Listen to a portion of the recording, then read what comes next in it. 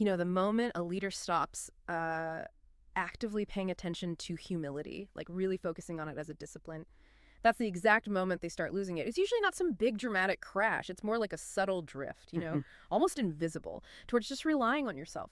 And funny enough, it often happens fastest when things are going really well. So our mission today is to do a real deep dive into some sources that look at humility differently, not as some kind of soft, passive trait, but as an active, like daily discipline, something that's actually a long-term competitive advantage in leadership. We're really challenging that whole idea that humility is just something you either have it or you don't. And that reframing, it's absolutely critical. Because look, if you see humility as passive, you pretty much already lost the battle before you start. It's not some trophy you polish on the shelf, right? It's something that's either renewed or, frankly, forfeited. Every single day, one choice at a time. And the sources, they're really clear about the cost of letting it slide. You start picking up these leadership blind spots, almost without noticing, in your credibility. It just quietly erodes, often long before any big obvious strategic mistake happens. What's really fascinating, I think, is how today's workplace dynamics just amplify this whole problem. Teams now, they're incredibly good at sniffing out arrogance or defensiveness. They resist that ego faster, and maybe more importantly, they disengage more quietly than ever. So we're seeing again and again that these grounded leaders, the ones who are intentional about humility, they're consistently the ones who sustain resilience. They genuinely thrive, even when things get really volatile. Okay. Let's unpack this a bit. Because that starting idea, it's really counterintuitive, isn't it? That the biggest threat to your leadership, your long-term impact, might not be some massive failure, which usually forces you to stop and think, right? But actually success itself. Exactly. Yeah, it sounds odd, but we see it all the time. Leaders start out strong, often really grounded, authentic sense of purpose, relying on their teams. But then as their influence grows, bigger budgets, more recognition, maybe more praise, this invisible drift starts. Success kind of insulates you. It creates this buffer zone between the leader and, well, reality. A buffer zone. And what happens there inside that bubble? Well, reflection. That gets replaced by recognition. You start getting data, feedback that mostly just confirms what you already think. It doesn't challenge you. And that necessary confidence, the good kind, it just subtly, slowly morphs into control, into the belief that you, maybe alone, have all the answers, all the foresight, all the power. See, humility demands you keep coming back to that learner mindset.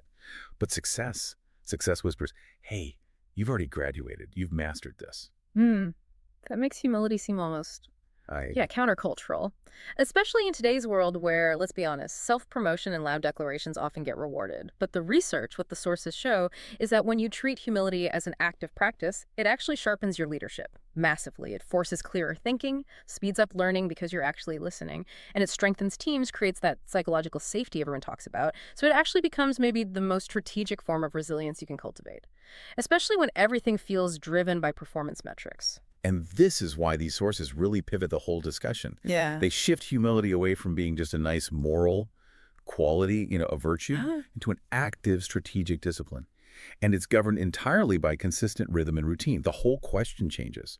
It's not, am I deep down a humble person? Is, okay, what specific routine did I practice today that fostered my dependence on reality, on others, on something bigger than myself? Okay, so if sustaining humility is the goal, then we absolutely have to understand its opposite, its antithesis. And the source material, it defines pride not just as like simple ego or bragging, but as something deeper, like an assertion of radical self-sufficiency, the belief that I did this, I am the sole architect of my success. I don't need input, I don't need limits from anyone or anything else. Yes, and this is critical. Pride often doesn't bubble up from weakness or insecurity like we often assume. It actually tends to arise precisely from a leader's greatest strengths. Maybe it's their talent, their amazing track record, some perceived advantage they have. The problem starts when those achievements are wrongly attributed solely to their personal brilliance. Forgetting the team, the luck, the timing, the external factors. And when that happens, it kicks off this predictable, really destructive pattern. We call it the pride cycle. The pride cycle. Okay, let's walk through that, because spotting these steps early, that seems essential if you want to catch that drift you talked about. It's a pattern you see again and again. Oh, absolutely. It's almost archetypal. So it starts, naturally enough, with one, achievement or success. Something goes really well, feels good. But that immediately tempts you towards step two. Two, Self-attribution. This is where the leader starts thinking, wow, that succeeded entirely because of my genius, my foresight. Okay, step 2, self-attribution. Then comes step 3, exaltation of self. They start actively seeking recognition, maybe pulling back from dependencies they see as unnecessary now. And that leads right into the most critical failure point. 4, isolation. This is huge. The leader distances themselves from anyone who might give unbiased feedback. They start ignoring, or maybe even firing, people who bring challenging news. They build an echo chamber, surround themselves with yes men. And that isolation, it guarantees the next step, doesn't it? Which is 5, blindness to flaws. Precisely. You become convinced of your own infallibility because, well, you've systematically removed anyone who might suggest otherwise. You ignore the market data, the team morale surveys, the shifting cultural trends, because it doesn't fit the narrative you've built. And the inevitable result of that blindness. This is the fall or destruction. The system, whatever it is, the project, the team, the company, it's been starved of reality checks and it crashes. That fall is then usually followed by 7, humiliation and brokenness, which is often the really painful, forced way back into reality. It's where renewal can start, but it's a brutal way to get there. It's a tragic loop, honestly. But seeing it laid out like this, it shows us exactly where we need to intervene, where we need to apply pressure to break that cycle early. Yeah, and pride shows up in such subtle ways day to day, doesn't it? It's not always the big, booming arrogance. Sometimes it just looks like self-sufficiency, the leader who just refuses to delegate properly. They see delegation as, I don't know, a sign of their own incompetence rather than empowering others. Or it looks like entitlement. You know, the feeling that, hey, my past success means I can cut this corner, or these rules don't really apply to me. Or, and this one is so common in management, it's insecurity just dressed up as pride. That inability to admit mistakes, that instant intense defensiveness when someone offers even like constructive feedback. If you find you just can't say, you know what, I was wrong there, you're probably already deep in that cycle. There's that classic story the sources bring up about King Nebuchadnezzar.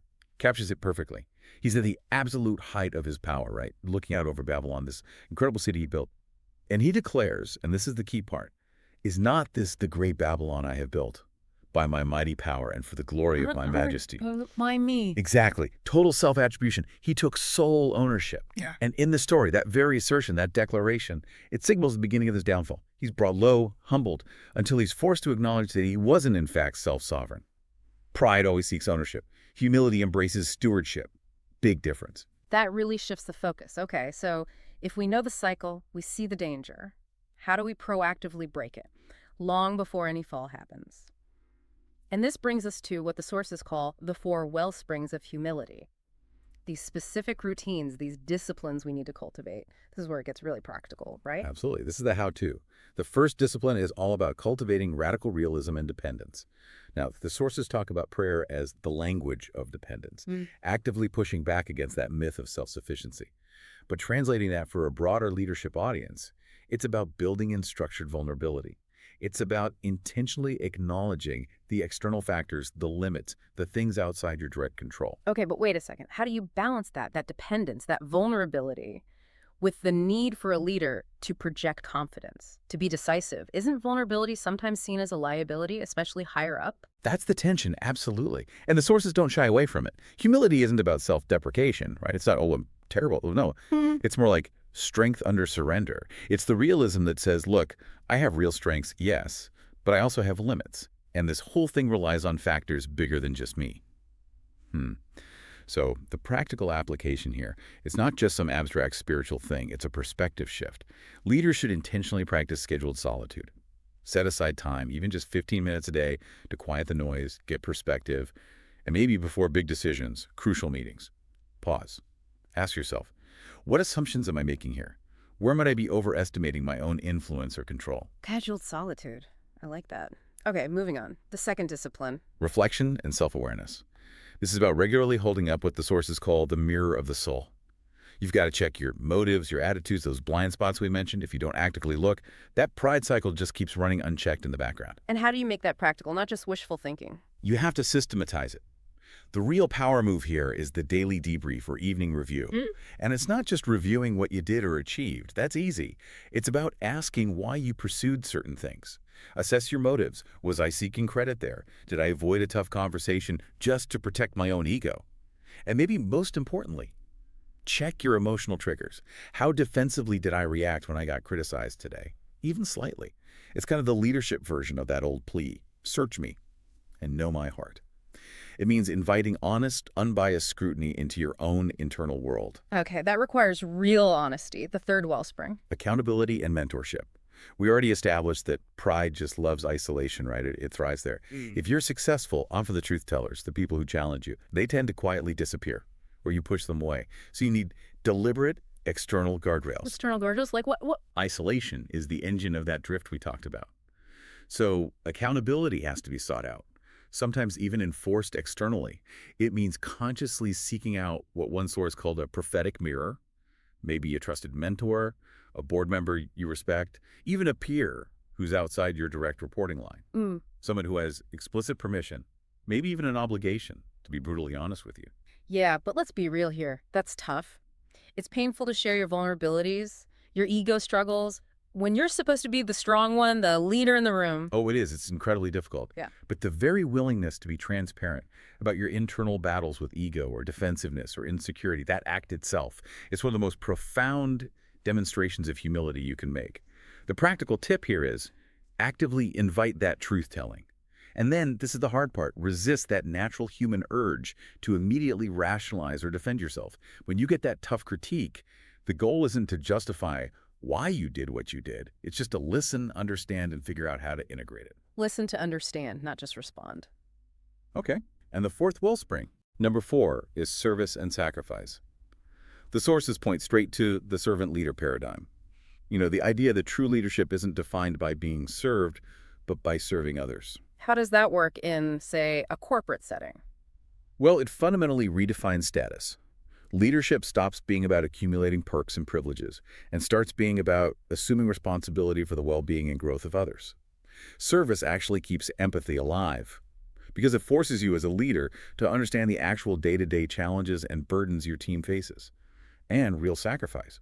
Often it means letting go of control, sharing the credit generously, widely, and sometimes enduring unfair criticism for the sake of the larger mission instead of just, shooting the messenger. And you mentioned a practical tip for this one, too. Grounding tasks. Yes, grounding tasks. I love this idea. These are intentionally, maybe even strategically, low status but high empathy service opportunities. Maybe it's mentoring a brand new junior employee or volunteer. Maybe it's occasionally pitching in on a manual task that reminds you of your shared humanity with everyone else. These casts help break down that artificial barrier, that C-suite insulation. They make sure you still see the dignity and importance of every single role in the organization, not just the ones at the top. Okay, so if we pull all these threads together now, sustaining humility isn't just about having good intentions. It requires weaving these 4 wellsprings, dependence, reflection, accountability, service, into a real system.